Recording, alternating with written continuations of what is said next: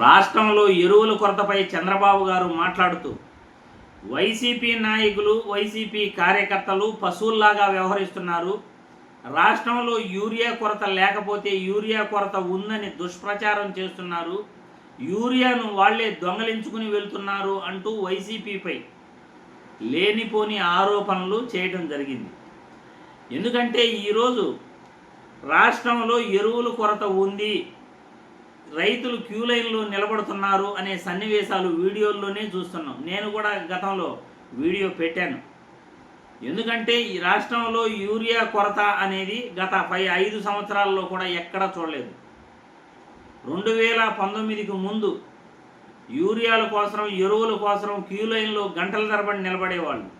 ఆ పరిస్థితి గత 5 సంవత్సరాలలో 2019 నుండి 2024 వరకు ఎక్కడా కూడా ఎరువులు కొరత అన్నమాట కనపడలేదు. క్యూ లైన్లో నిలబడ్డాము అని కూడా ఎక్కడ మేము చూడలేదు.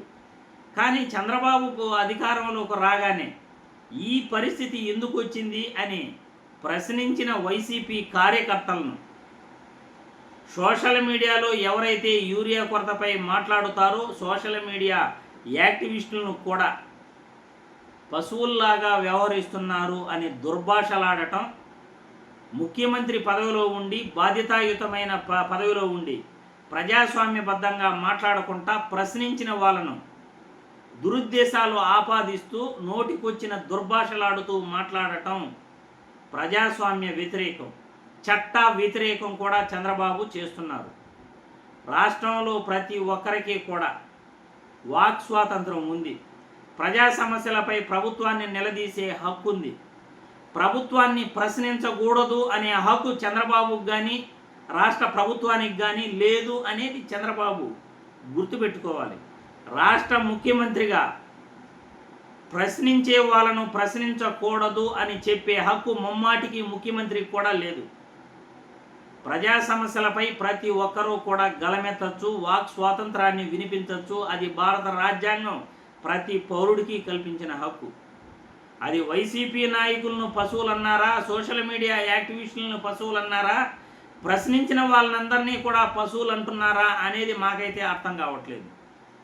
ఎవరైతే యూరియా కొరత ఉంది అని చెబితే కూడా వాళ్ళు పశువులు అయిపోతారా? మరి మీరు రాష్ట్ర అప్పులపై గత ప్రభుత్వంలో దుష్ప్రచారం చేశారు. రాష్ట్ర అప్పులపై మీరు కేంద్ర మంత్రి నిర్మలా సీతారామన్ గారు రాష్ట్ర అప్పులపై ఎన్నోసార్లు మాట్లాడినా కానీ రాష్ట్రం అప్పుల పాలైపోయింది, శ్రీలంక అయిపోయింది, రావణ కాష్టం అయిపోయింది అని అప్పులపై దుష్ప్రచారం చేశారు. చివరికి మీరు అధికారంలోకి వచ్చిన తర్వాత గవర్నర్ దగ్గర కూడా రాష్ట్ర అప్పులపై 10 లక్షల కోట్లు అప్పు ఉందని అబద్ధం చెప్పించారు. కానీ చివరికి 6.46 లక్షల కోట్లే అప్పు ఉంది అని అసెంబ్లీ ప్రసంగంలోని బడ్జెట్ ప్రసంగంలో నిజాలు చెప్పారు. మరి మీ నోటితోనే అప్పులు ప్రచారం చేసి, మీ నోటితోనే అప్పులపై అసెంబ్లీలో నిజాలు చెప్పి మీరు కూడా అబద్ధాలు చెప్పారు. మీరు కూడా వాక్ స్వాతంత్రాన్ని దుర్వినియోగం చేశారు. మరి మిమ్మల్ని ఏమనాలి చంద్రబాబు గారు? ఈ వీడియో ద్వారా నేను ప్రశ్నిస్తున్నాను. ప్రజా సమస్యలపై గలమెత్తేటప్పుడు మీరు ఓపికగా సమాధానం చెప్పాలి. రాష్ట్రంలో యూరియా కొరత లేదు చూడండి అని చెప్పాలి. యూరియా కొరత లేకపోతే రైతులు ఎందుకు క్యూ లైన్లో నిలబడుతున్నారు?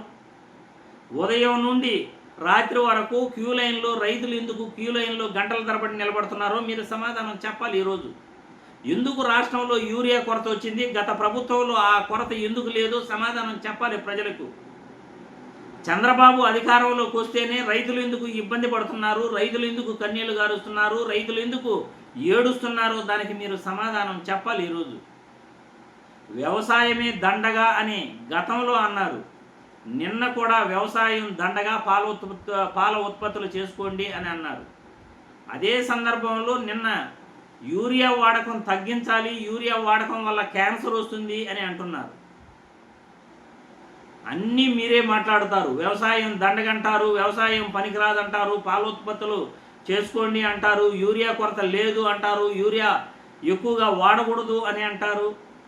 చంద్రబాబు నాయుడు గారు ఏం మాట్లాడుతున్నారు, ఎలా మాట్లాడుతున్నారు? వాక్ స్వాతంత్రాన్ని ఎందుకు మీరు భంగం కలిగిస్తున్నారు. రాష్ట్ర ప్రజల్ని ప్రశ్నించిన వాళ్ళని ఎందుకు దుర్భాషలాడుతున్నారు, నోటుకొచ్చింది మాట్లాడుతూ ఎందుకు అధికార దుర్వినియోగం చేస్తున్నారు అని నేను ఈ వీడియో ద్వారా ముఖ్యమంత్రి గారిని, చంద్రబాబు గారిని ప్రశ్నిస్తున్నాను.